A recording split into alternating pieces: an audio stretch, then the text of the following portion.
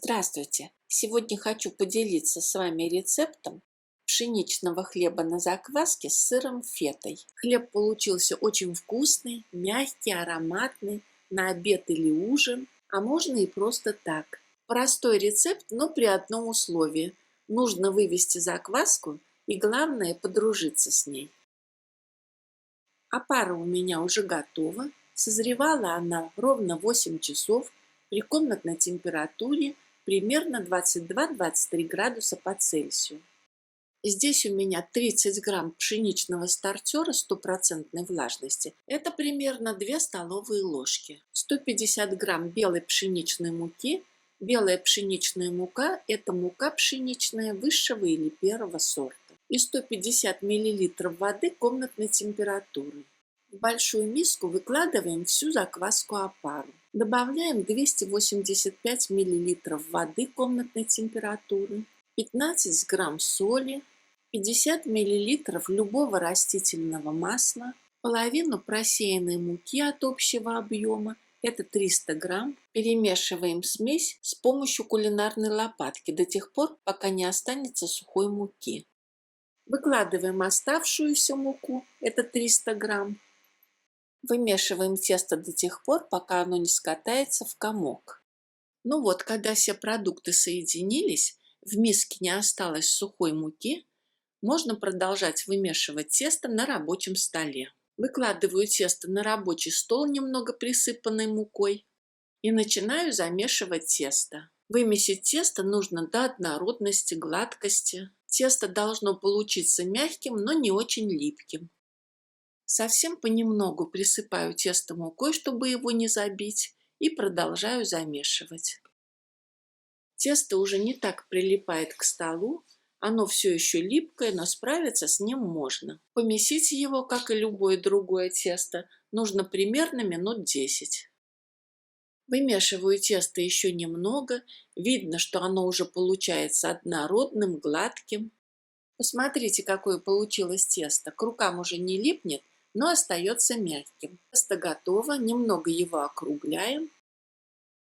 Выкладываю тесто в миску, смазанную растительным маслом. Накрываю пленкой и оставляю при комнатной температуре часа на 3-4. Процесс брожения очень важен для формирования теста. Во время брожения тесто накапливает газы, ароматические вещества, формируют свой вкус. Поэтому очень важно во время брожения следить за тем, чтобы тесто увеличилось в объеме не менее чем в 2 раза, а лучше для теста на закваске в 3 раза. Пока тесто растаивалось, я приготовила начинку. Для начинки я использовала сыр фету. Это традиционный греческий сыр белого цвета из овечьего молока с добавлением козьего. Сыр я измельчила, а затем добавила в него растопленное сливочное масло. Все хорошо перемешала. Вместо феты можно использовать моцареллу, адыгейский сыр, брынзу. Прошло чуть более 3 часов. Посмотрите, как тесто увеличилось в объеме, раза в 3, не меньше. Выкладываю тесто на рабочую поверхность. Вот такое вот оно получилось после расстойки, мягкое, воздушное. Сейчас я чувствую, какое тесто эластичное, мягкое и при этом к рукам совершенно не липнет. Из этого теста можно выпекать все, что угодно. И пирожки, и пироги, и пиццу. И даже, я думаю, оно прекрасно подойдет для сладкой выпечки, если в процессе замеса добавить в него сахар. Раскатываю тесто в пласт, придавая ему прямоугольную форму. Раскатывать нужно аккуратно, не спеша, чтобы тесто сильно не травмировать. Я раскатала тесто до размера примерно 30 на 40 сантиметров. Выкладываю на тесто начинку.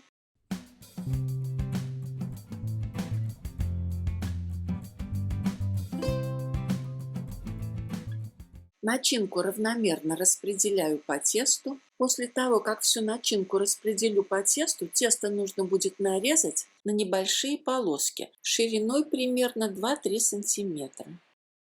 Для начала отрезаем от теста крайние полоски. Я это делаю ножом для пиццы, а затем полоски скатываем в рулет.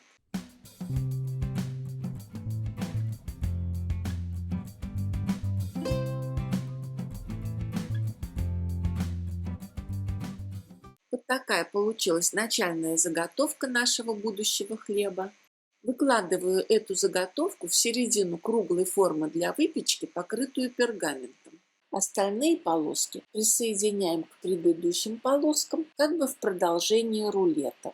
Благодаря такой необычной формовке хлеб получил название серпантин. Заготовку нашего будущего хлеба накрываем и оставляем на расстойке на 1 час. За это время заготовка должна увеличиться в объеме раза в 1,5.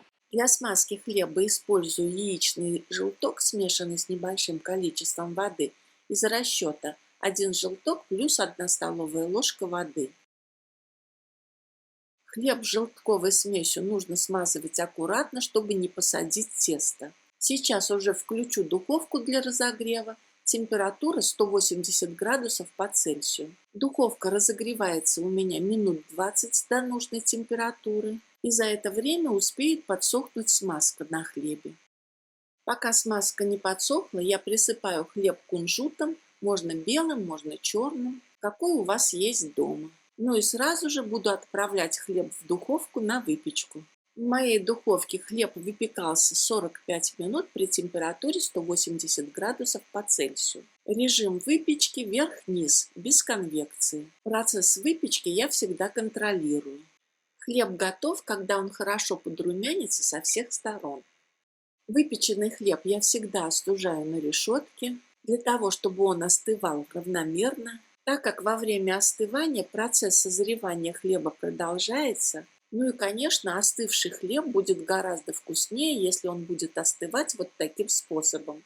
Хлеб остыл, и теперь можно посмотреть, какой он внутри. Видно, что хлеб мягкий, при нарезке практически не крошится.